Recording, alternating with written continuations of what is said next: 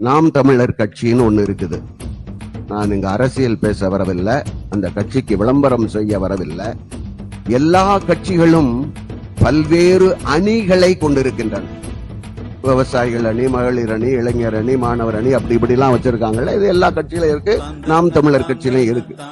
ஆனால் நாம் தமிழர் கட்சியில் இருக்கக்கூடிய மற்றொரு அமைப்பு குருதி கொடை பாசறை என்பது.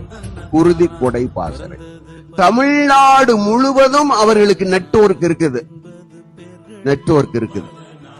எந்த நேரத்தில்